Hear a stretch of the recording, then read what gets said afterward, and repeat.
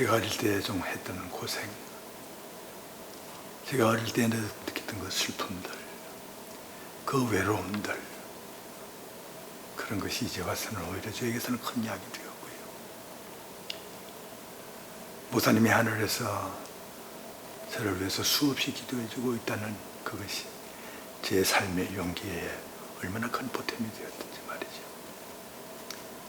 이제 저는 아버님보다도 훨씬 많은 나이를 지금 살고 있습니다만 언젠가 내가 다시 아버님을 만나면 아버님을 껴안고 이렇게 말씀하겠습니다. 아버님, 아버님의 믿음이 옳았어요. 그리고 아버님의 그 순교가 한국교회에서는 큰 축복이 되었습니다. 저희 가족에게는 큰 영광이 되었고요.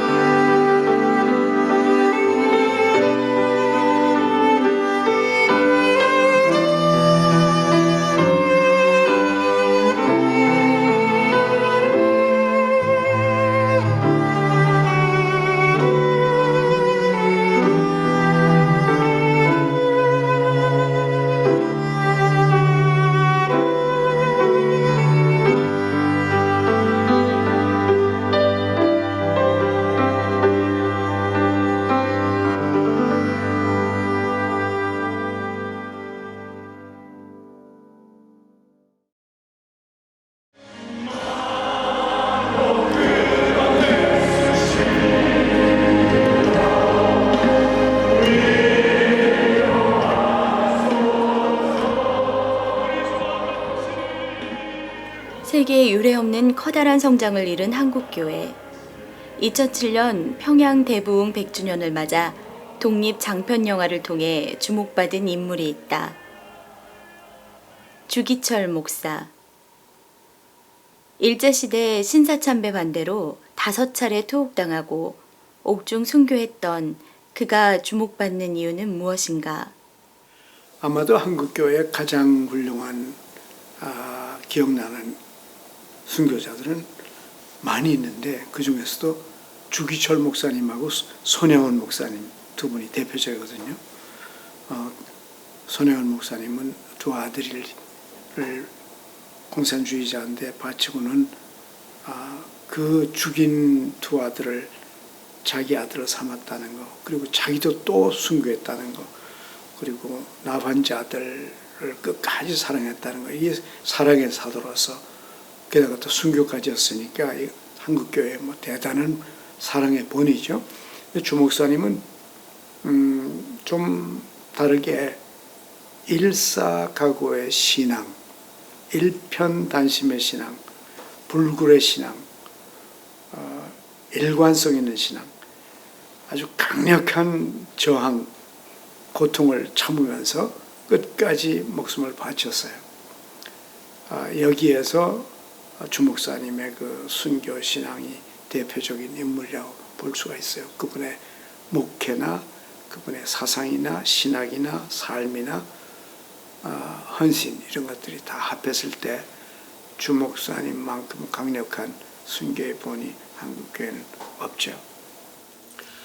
주기철 목사님은 1897년 11월 25일 날 경남에 있는 웅천에서 태어나셨습니다. 그래서 웅천에서 개통학교를 졸업하시고 그 다음에 정주에 있는 오산학교에서 공부하셨습니다. 오산학교를 졸업하시고 난 다음에는 서울에 있는 연희전문학교, 오늘 연세대학교죠. 거기에 상과에 입학을 하셨는데 중간에 그만 안질로 계속 공부를 하실 수가 없어서 중퇴를 하셨습니다.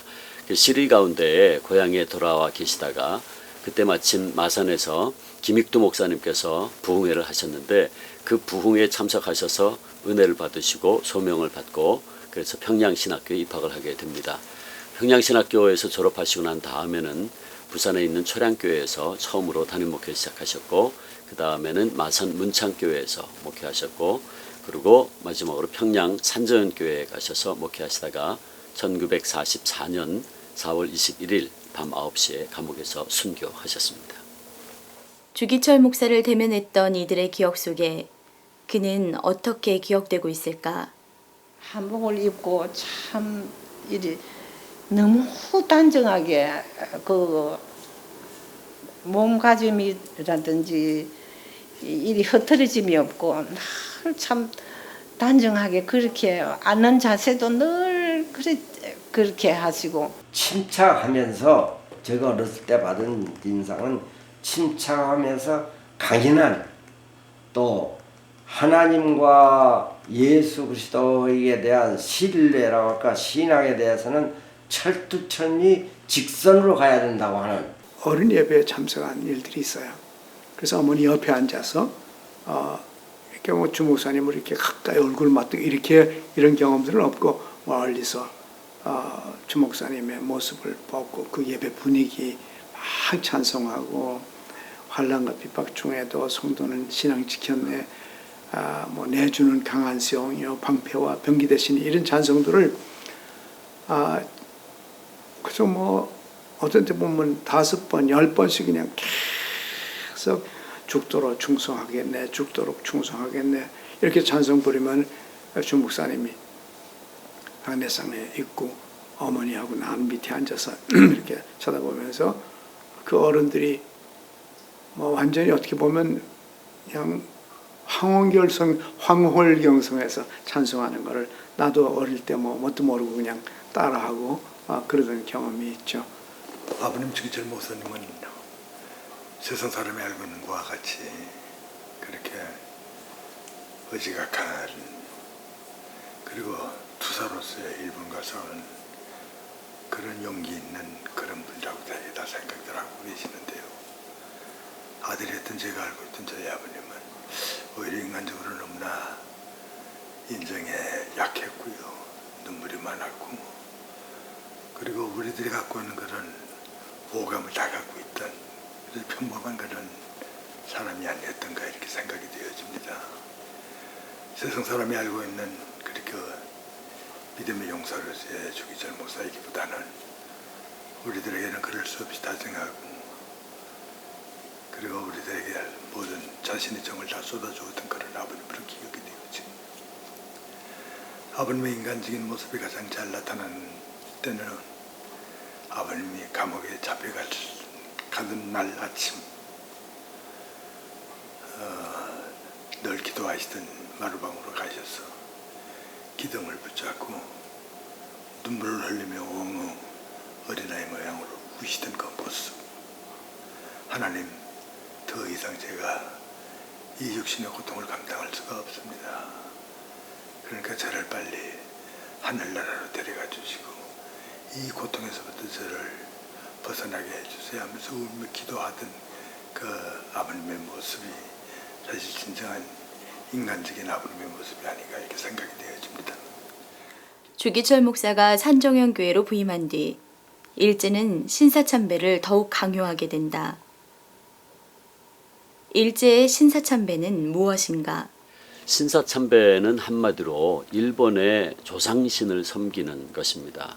그래서 일본의 조상신 앞에 나가서 절하는 것인데 일본에는 지금도 약 800만의 조상신이 있다 그래요. 그 조상신들은 주로 이제 옛날의 왕들, 뭐 옛날의 영주들, 군주들 혹은 장군들 그런 사람들을 이제 섬기는 거죠. 그래서 그런 사람들을 섬겨놓은 사당이 바로 신사입니다. 근데 이제 한국교회에 바로 그 신사 앞에 나가서 절하라고 그렇게 시킨 거죠. 우리 학교 다닐 때 일제시대 학교 다녔는데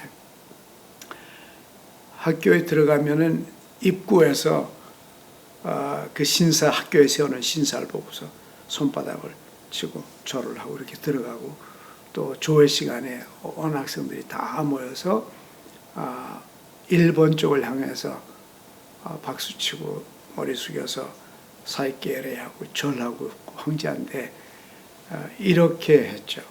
근데 사실은 그 당시에는 그런 종교적인 그런 영적인 문제뿐만이 아니라 사실은 일제가 태평양 전쟁을 일으키면서 이제 인적인 물적인 그런 자원을 이제 자기들이 공급해야 될 그런 필요가 있었죠.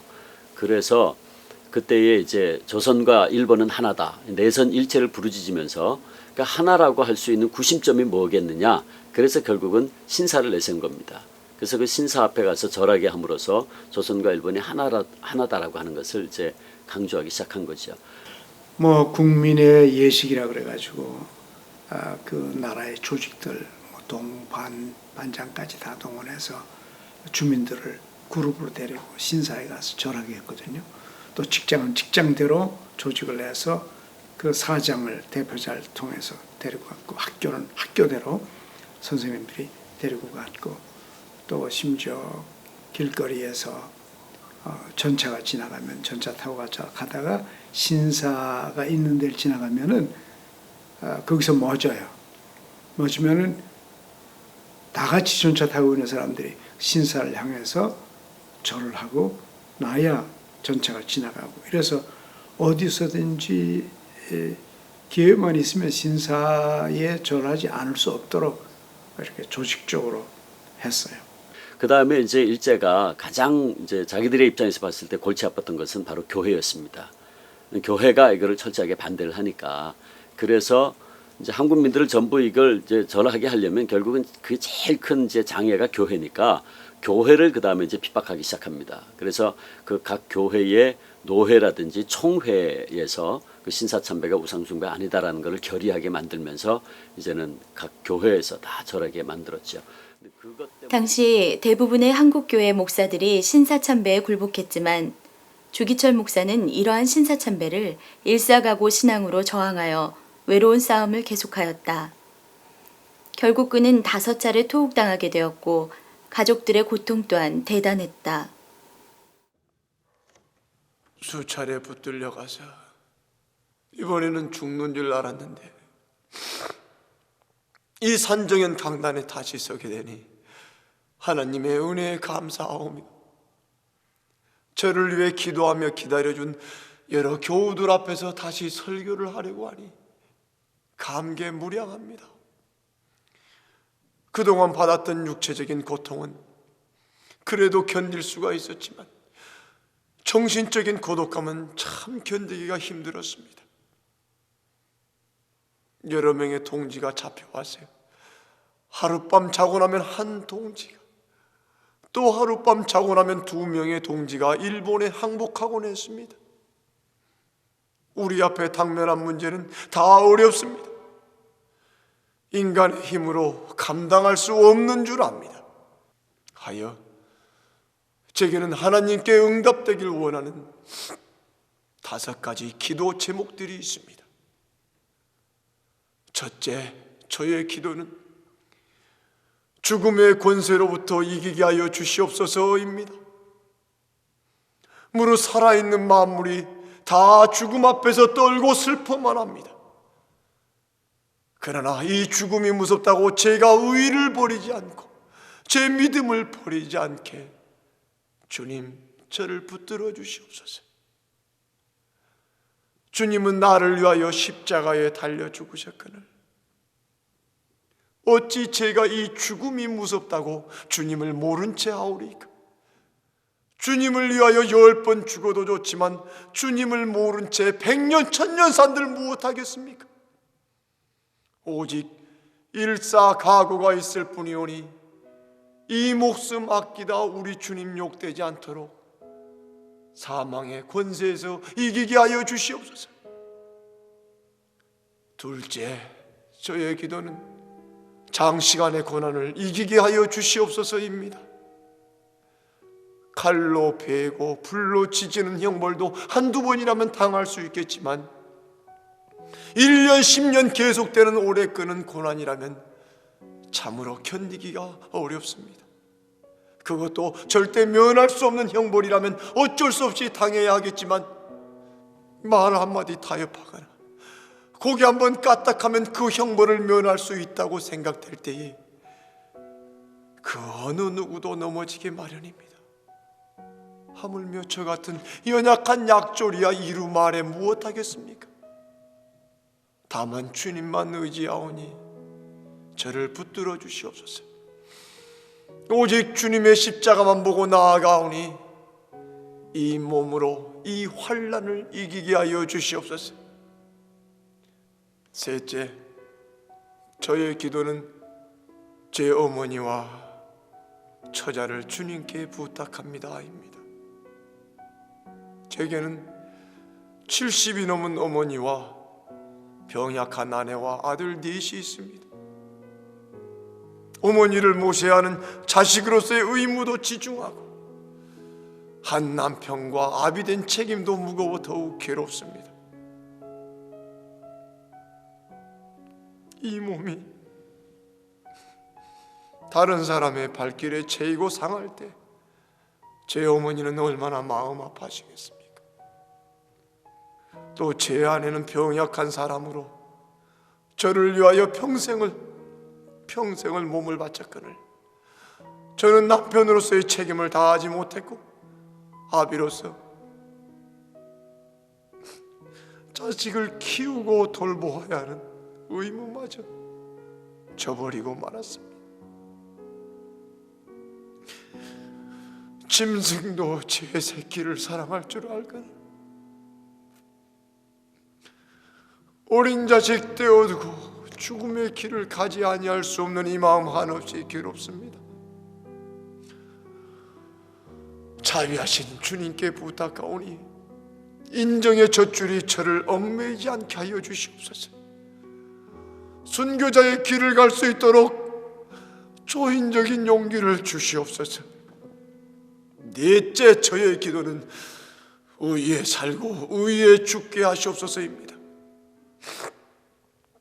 사람이 세상에 태어나면 사람으로서 마땅히 지켜야 할 의가 있습니다. 백성이라면 나라에 대한 충절의 의가 있고, 여인이라면 남편에 대한 정절의 의가 있고, 그리스도인이라면 그리스도인으로서 마땅히 지켜야 할 의가 있습니다.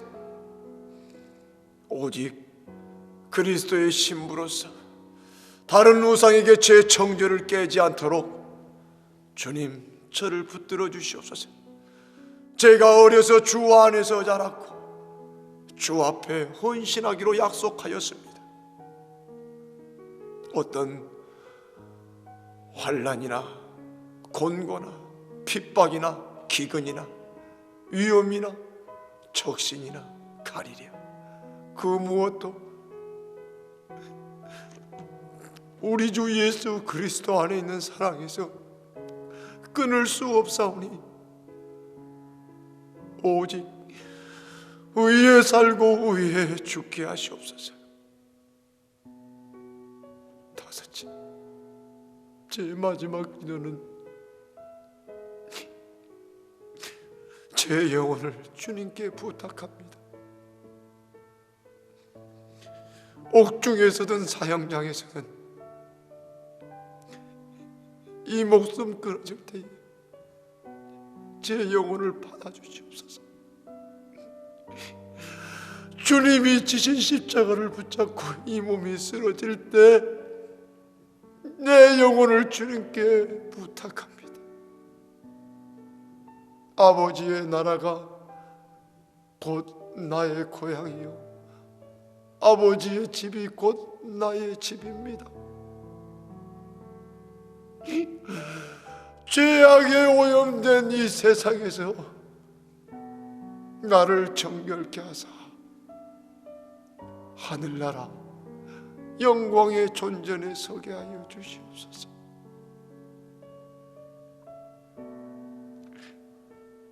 제 영혼을 주님께 부탁합니다. 아멘.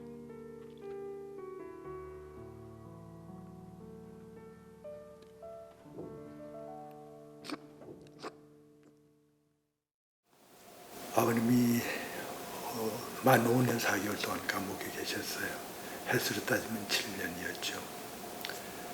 그 7년 동안에 아버님이 감옥에 계시는 동안에 잘 알다시피 우리는 모서관 사택에서부터 추방을 당하고요. 8.15 해방이 될 때까지 13번 이 집 저 집 쫓겨다니면서 살 수밖에 없었어요. 그리고 가장 큰 불이익은 우리한테 배급살 공급되지 않았다는 거. 이런 것이 저희들에게서는 큰 고통이었죠. 그러니까 제가 어릴 때 기억하고 있던 가장 큰 고통은 쌀이 없어 굶었다는 그 생각이 아마 가장 큰 고통이었던 것 같아요. 그리고 굶는다는 것이 얼마나 힘들고 무섭다 하는 것을 어릴 때 아마 깨달았던 것 같아요. 그리고 물론 뭐 저희 어머님이나 할머님은 뭐 그런 것보다는 오히려 더 정신적으로 더 고통이 많았지 않았겠나 이렇게 생각이 되어집니다. 이러한 환란의 시기에 주기철 목사의 사모 오정모 집사는 신앙의 보조자 역할을 훌륭히 감당하였다. 오정모 사모는 철저하게 자기 남편이 희생의 제물로 바쳐지기를 기도드리는 사람. 철저하게 조금 더 아까움도 없이 마땅히 드려져야 된다. 혹시나 실수할까 봐서 전정긍긍한 사람. 그 순교라고 하니까 그 순교하려고 들어갔지 도리어 나올까 봐 걱정했다고요. 정식으로 제가 학교를 갈 수가 없었습니다. 그래서 소위 이제 학원이라는데 어머님이 보내주셔서 제가 가게 되었거든요. 근데 첫 번째 갔던 학원에서 한 1년 반 동안 공부를 했는데 그게 뭐 말이 그게 학교지 시설로 보면은 큰 강당을 6토막으로 이 칸막이를 해가지고 1학년에서부터 6학년까지 전부 다 수용을 하고 그 한쪽에서는 음악 공부를 한다, 한쪽에서는 수학, 산수를 한다, 국어한다, 뭐 옆에 소리가 다 들리고 시끄럽고 그런 이제 시설의 학교였어요. 그래서 그걸 도저히 이건 뭐 학교도 아니다, 학원도 아니다 그래가지고서 이제 그 어머님이 두 번째로 신학원이라고 평양 서성리에 있는 학원을 보내줬는데 그건 그래도 이 학원은 그래도 반 편성이 제대로 돼가지고 한 교실 안에 한 학년이 들어가도록 그게 6반으로 그렇게 돼 있었습니다. 근데 이때 마침 소위 제 나이 10살 때 정도가 됐을 텐데 소위 그 신사참 동방요배 문제가 일어났었어요. 하루 아침에 학원에 나갔는데 저희 바로 위에 형님하고 돌아가신 주영애 장로님하고 같이 갔는데 전부 다 학생들 다 운동장으로 모이라 그러더니 다음 주 월요일 날부터 동방요배라는 것을 한다. 근데 이게 뭐냐 하면은 전부 다 동쪽으로 향해 가지고 그 일본 동경의 일본 천황한테 절을 하는 것이라 이거예요. 이걸 이제 매주 일주일에 한 번씩 하는 거니까 오늘 그 연습을 하겠다. 그날이 토요일인지 금요일인지 아마 그랬을 거예요. 그래가지고 이제 연습을 해서 전부 다 동쪽으로 향하기 전에 그래가지고서 최경래 하고 이제 전부 다 절을 했다고. 뭐 너무나 뭐 급하게 참들간에 그런 일을 당하니까 이거 뭐 좋은지 나쁜지 모르고 저는 일단 했는데 끝나고 나서 형님하고 둘이 만났어요. 그래서 우리가 신사참배를 하면 안 된다는 거는 그건 뭐 뼈저리게 알고 있는 사실이지만 이 동방요배는 이걸 해도 되는 거냐 안 되는 거냐. 신사참배는 신에 대해서 하는 거지만 동방요배는 일본 천황한테 하는 거니까 사람한테 하는 거니까 그건 괜찮은 거 아니냐 이런 걸 둘이 의논을 했어요. 그래서 형님이 있다가 가서 어머니한테 물어보자. 그날 집에 가서 어머니한테 물어봤어. 근데 어머니도 사실 청절간에 이런 문제 당하니까 이 동방요배가 이걸 해야 하는지 안 해야 하는 건지 판단이 잘 안 서는 모양이더라고요. 그래서 어머님이 제대하게 한 얘기가 다음 면회 때 가서 아버님 만나서 그걸 물어보고 나서 결정을 하겠다.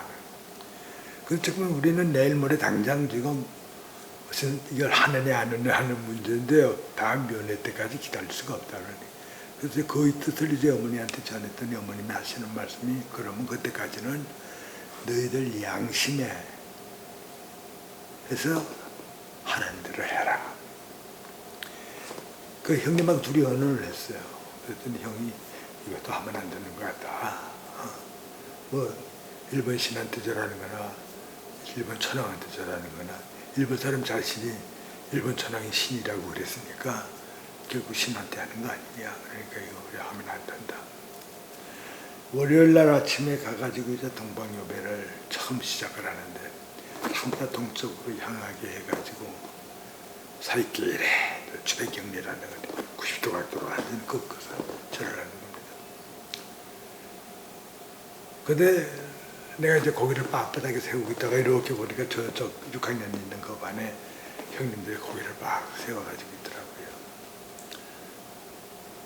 근데 이제 그 학원 원장은 사이길에 하고 난 다음에 이제 제대로 하는지 안 하는지 이렇게 한번 살펴보니까 조그만 놈이 둘이가 고개를 빳빳하게 세워가지고 있으니까 되게 화를 내서 당장 나오라고 그래가지고 교무실로 가자고 그래서 교무실로 끌려갔는데 거기에 계시던 그 학원 강사 선생님들이 그때 원장한테 그 아이들 둘이 그 주기철 목사 애들입니다 이렇게 말씀을 전하더라고요. 근데 아버님이 그때 이미 평양에서는 이모저모로 유명한 분이 되어 있었기 때문에 원장도 금방 그 뜻을 알았어요. 그래서 그는 그래 그러더니 뭐라 그러더니 내일 어머니 모시고 와. 이게 뭐 그렇게 얘기를 해서 그날 가서 제 어머니한테 그 뜻을 전했어요. 그 다음날 어머니하고 같이 그 학원에 갔는데 어머님이 아무 소리 안 하고 그 학원 사무실로 들어가서 그때 선생님들이 몇 분 계셨어요. 우리 보고 다 인사하라고 그러더라고요. 그래서 선생님들 다 인사하고 그 제일 중간에 있는 그 학원 원장 선생님이 이렇게 앉아 계셨는데 원장 앞에 가서 역시 인사하라고 그래서 원장님한테 둘이 가서 인사하고 그 어머님이 그때 원장한테 이렇게 얘기를 하더라고요. 원장님 입장이 곤란할 것 같으니까 동방요배의 문제에 있어서 우리 아이는 절대로 안 할 겁니다.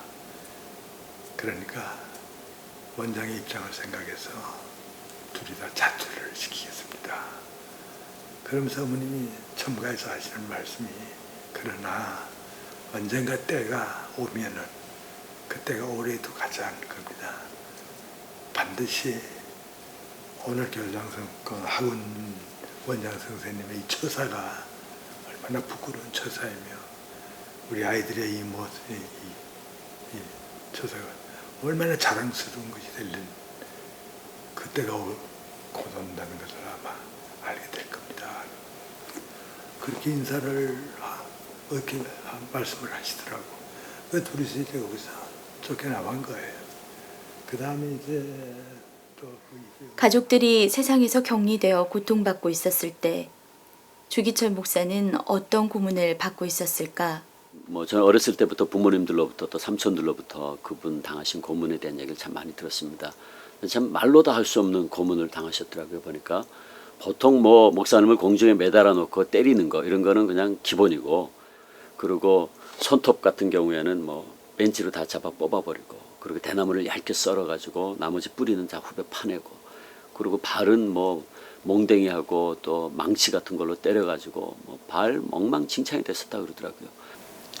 아버님 시신을 방 한가운데 뉘어놓고요. 어머님이 알코올 한 병 가지고 와서 약솜에 다 적셔가지고 머리에서부터 발끝까지 하나하나 씻어가면서 수의를 갈아 입혔습니다. 어머님은 가운데서 열심히 그렇게 염원하고 할머니는 아버님의 가슴을 끼안고 눈물을 혼자서 흘리고 있었고요. 저는 막내다 되다 보니까 자꾸 이렇게 밀려나가지고 결국 아버님의 발 있는 쪽에 가서 발을 붙잡고 있게 되었습니다. 이상하게도 그날 갑자기 아버님의 시신이 만지고 싶은 그런 생각이 났습니다. 뭔가 아버님의 몸 한쪽을 만져보고 아버님의 체온을 느끼고 싶었던 어린 자식의 마음이었습니다. 그래서 남들 모르게 그저 발을 붙잡고 있다가 그 푸른 죄수 옷을 살짝 들어 올려가지고 저희 아버님 발을 보기도 했는데 발톱은 물론 다 빠져뭉그러졌고요. 그리고 어떻게 고문을 당했던지 발의 모습이 원래 모습이 아니라 아주 울퉁불퉁한 그리고 시커먼 발의 원형이 전혀 가셔버린 그런 처참한 발의 모습을 볼 수밖에 없었습니다. 전 너무나 놀라고 너무나 화도 나고. 그리고 또 일제가 참 잔인한 짓을 했는데 뭐 잠을 안 재우는 그런 고문도 참 견디기 힘든 고문이었다 그러고 또 하나가 뭐냐면 목사님을 널판지 위에 눕혀놓고서는 온몸을 묶어놓고서는 아랫도를 벗겨요. 아랫도를 벗긴 다음에 그러니까 꼼짝 못하게 묶인 거죠. 거기에다가 목사님 생식기에다가 일제가 긴 나무 꼬챙이를 쑤셔넣는 그런 잔인한 짓을 했어요. 그럼 목사는 그런 고문을 당하실 때면 아랫도리가 칼로 도려내는 살이 찢기고 피가 흐르는 그런 고문에 그냥 기절을 하기를 하루도 여러 번 하셨다 그러더라고요. 그리고 그런 고문을 당하실 때면 하나님 차라리 내 생명을 빨리 거두어가 달라고 그렇게 막 울부짖었다 그래요. 그리고 그런 고문을 당하고 난 다음에는 한 달이고 두 달이고 그 감옥 안에서 소변을 볼 때 소변을 볼 수가 없어가지고 변기를 붙잡고 엉엉 울었다 그러고 감옥 안을 뭐 벌벌 기어다녔다 그래요. 41년 7월 25일이라 그러면 날이 무척 무더운 그런 날이었어요.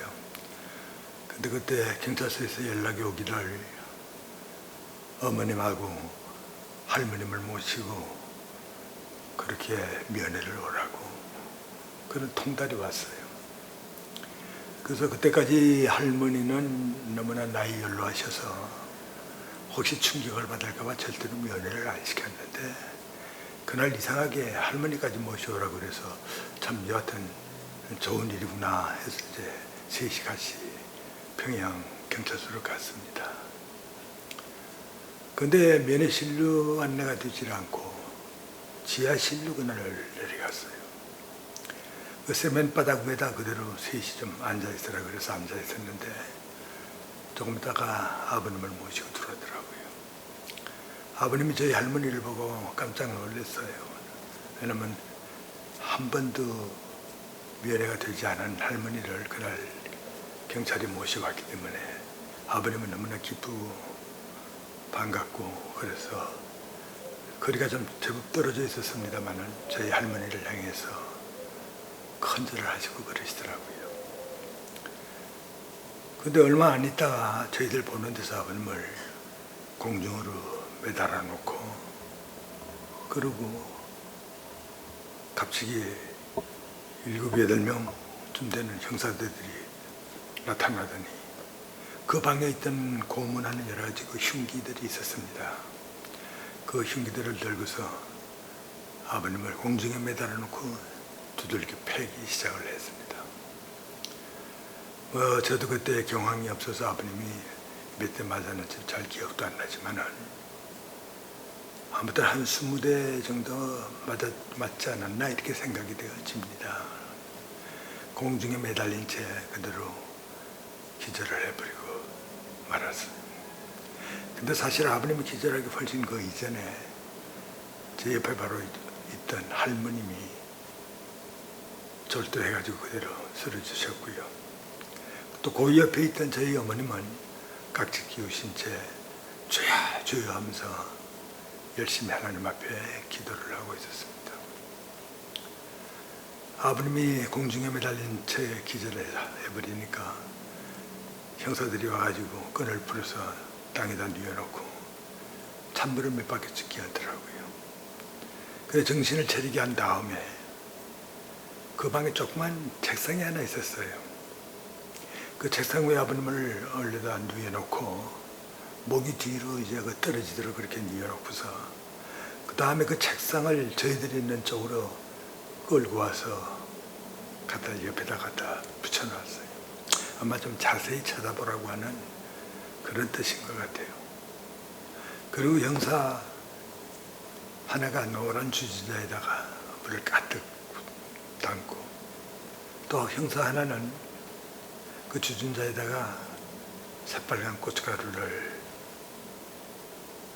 태우더라고요. 그래서 저어가지고서 그걸 아버님의 입에다가 부어익기 시작을 했습니다. 처음엔 보살님이 좀 저항을 하셨는데 뭐 손은 비끄러매져 있고 코하고 입을 젖은 무명수건으로 딱 막아놓으니까 숨을 못 쉬지 않습니까? 그러니까 어쩔 수 없이 입을 벌리게 되고 그러니까 그 주전자의 물을 다 마시게 되더라고요. 얼마 안 있어서 배가 부풀어 오르기 시작하고 또 조금 있더니 그대로 누운 채 두 번째로 아버님이 기절을 했습니다. 형사들이 킬킬거리면서 웃으며 오시더니 배 위에다가 유치원 의자 많은 거 하나 올려놓고 한 형사가 올라타고 한 형사는 옆에서 배를 짓누르니까 그 붉은 물을 전부 다 다시 코로 입으로 토해내시더라고요. 다 토해내게 한 다음에 아버님을 이렇게 세워서 저희들을 쳐다보게 했는데 기운이 없으시니까 자꾸 옆으로 넘어지시던데 형사 하나가 뒤에서 이렇게 받쳐가지고 저희들을 바라보게끔 그렇게 했습니다. 그 다음 그 방에 있던 형사 둘이 저희들이 들어 가까이 오더니 열심히 기도하고 있던 저희 어머니를 끌고 갔습니다. 여자에 대한 고문이 어떤 고문인지 제가 여기서 구체적으로 설명을 안 하겠습니다만은 아무튼 제 평생을 통해서 제가 가장 큰 충격을 받았던 그런 고문이었습니다. 어머님은 그저 주여 주여 하면서 그대로 고문을 받았고요. 아버님은 고문당하는 어머님의 모습을 쳐다보다가 눈을 감고 기도하다가 하는 그런 모습이었습니다. 저는 그 당시에 나이 10살 때인데 고문당하는 저희 어머니를 내가 좀 구해줘야겠다는 그런 생각이 간절했어요. 그래서 자리를 박차고 일어나려고 했는데 지금도 참 이상한 얘기입니다만은 다리의 기운이 다 떨어져가지고 일어설 수가 없어요. 일어섰다가 그대로 주저앉아버리고 결국은 제가 주저앉은 제 눈물을 질질 흘리면서 아버님을 쳐다봤습니다. 이런 때는 역시 아버님이 어머니를 구해줘야 하지 않겠느냐고요. 그런데 아버님은 끝끝내 묵묵부답이었고 그대로 눈을 감은 채 기도를 하고 있었습니다. 아버님에 대한 미움의 감정이 제 평생을 통해서 이때가 처음이자 아마 마지막이 아니었던가 이런 생각이 납니다.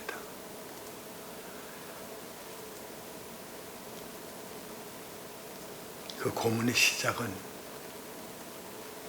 사실 저희들이 처음에 그 경찰서를 갔을 때는 전혀 생각지도 못했던 그런 일이었습니다. 3층으로 올라갈 때 그 유부장이 되는 형사부장이 저희 어머니한테 이런 얘기를 하더라고요. 할머니 모시고 잘 봤습니다. 오늘은 좋은 소식을 하나 전해드리겠습니다. 오늘 저희들이 주기철 목사님을 석방하기로 그렇게 결의를 했습니다. 그러니까 모시고 가도록 하십시오. 조금 이따가 택시를 불러줄 테니까 택시에 태워 그렇게 모셔가면 됩니다. 얼마나 기뻤던지 몰라요. 아, 그래서 할머니를 모셔라고 그랬구나.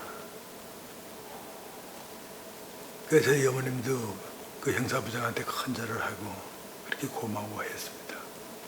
근데 그 다음 그 형사의 말이 하나 문제가 됐어요. 저희 어머니를 향해서 이렇게 얘기를 하더라고요. 우리가 이렇게 석방을 시켜주면은 고마운 그 뜻은 아시겠죠? 물론 알죠. 그렇다면은 그저 성의 표시로 지금 택시를 불러줄 테니까 그게 주목사님 모시고 가시다가 경창리에 차를 잠깐 세우고요. 그저 목사님이 수고스럽게 뭐 차에서 내리고 걸어가고 할 필요도 없이 차 안에 앉으신 채 창문만 열고 그 북쪽에 바라다 보이는 평양 신사를 향해서 그래서 석방의 그 고맙다는 표시로 고개만 한번 숙이고 돌아가면 됩니다. 어머님은 그 말을 들으시더니 그런 조건이라면 모셔갈 수가 없습니다. 아버님 역시 그런 조건이라면 제가 이 자리를 나설 수가 없습니다. 이것이 그날 결국 어머님과 아버님 두 분에 대한 고문으로 이어졌던 것이었습니다. 형사의 말은 이랬습니다. 아무도 보는 사람이 없는데 그래서 차에서 잠깐 가족들만 앉아있지 않습니까? 그래서 형식적으로 고개만 한번 숙이면 되는 것을. 그러나 어머님도 아버님도 그 조건을 그대로 거부했던 것이었습니다. 그 충격으로 인해서 저희 할머니는 집에 돌아와서도 거의 한 2주간 식음을 전폐했고요.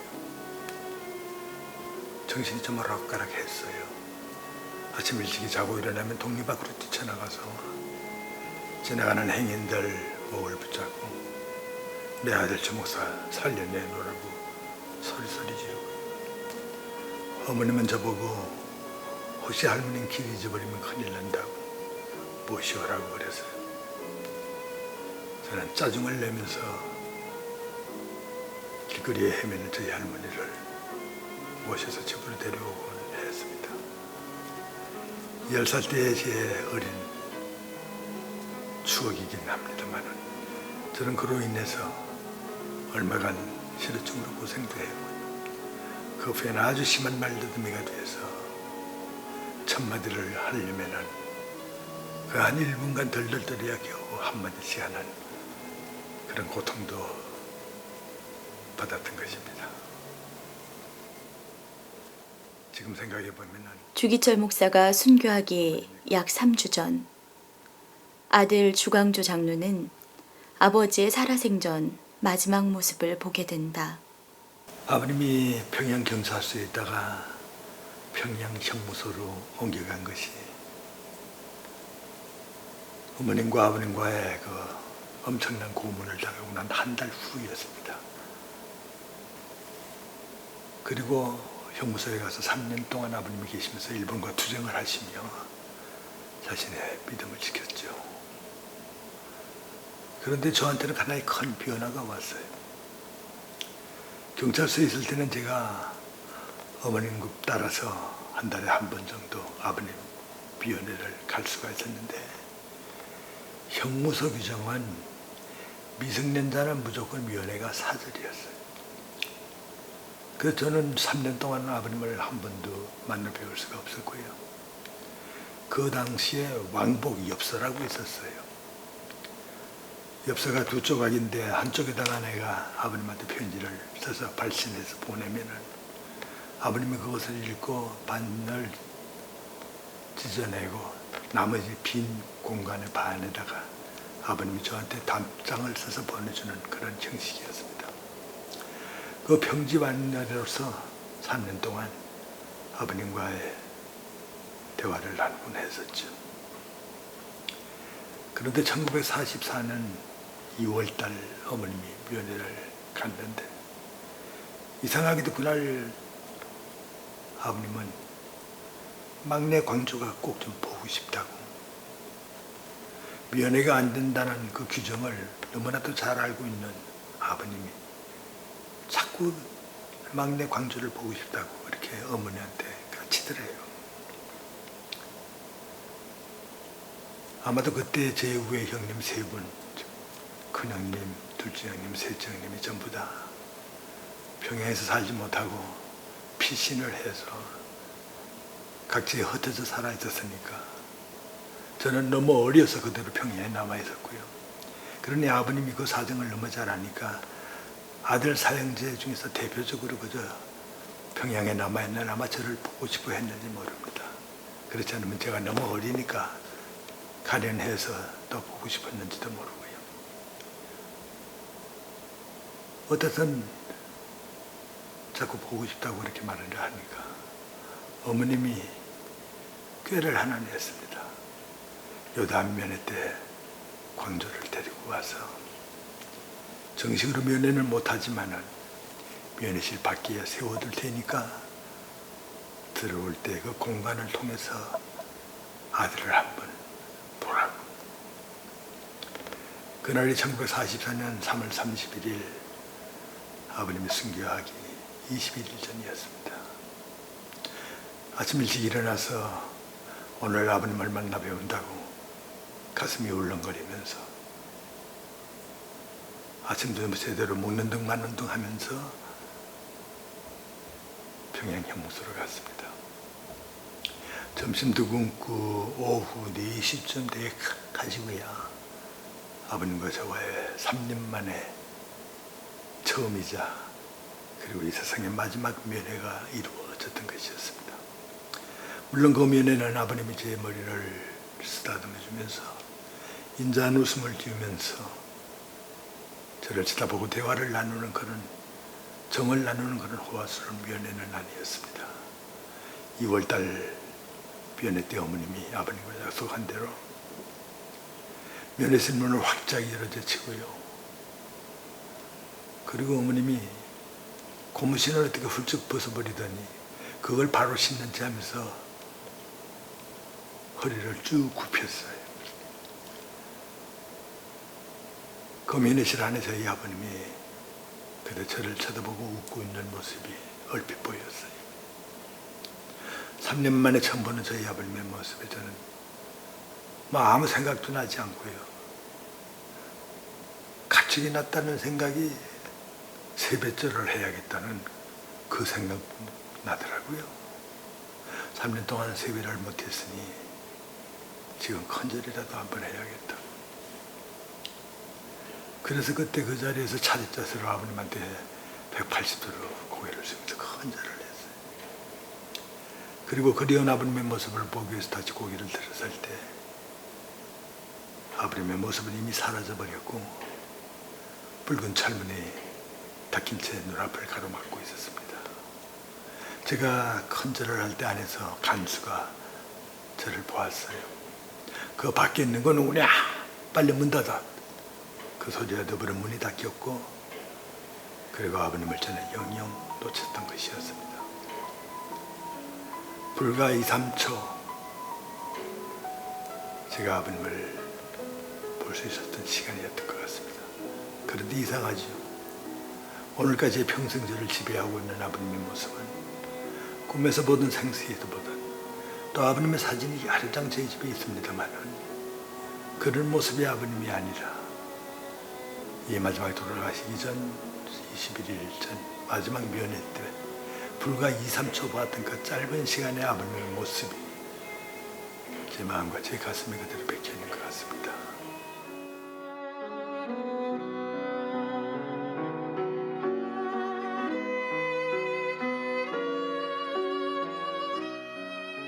이 나이쯤 되면 죽음이라는 것을 한번 생각해 볼 나이도 되었는데 나는 죽음에 대한 공포는 전혀 없어도 왜냐면 어떤 때는 좀 빨리 죽었으면 하는 그런 생각도 날 정도로 이 세상보다는 하늘나라가 더 나한테는 그립고 동경스러워진다는 거예요. 그러면 그 하늘나라에 이 내근들이 있기 때문에 언젠가 가서 만날 것이다. 이런 생각. 내 할머니, 내 아버지, 두 어머니 정말 나를 위해서 열심히 기도해 주었을 거예요. 그것이 오늘 나를 만들었고 그리고 이제 내가 죽어서도 그 그들과 앞으로 같이 있다는 그 생각을 하면 얼마나 그것이 나로서 참 기쁨이고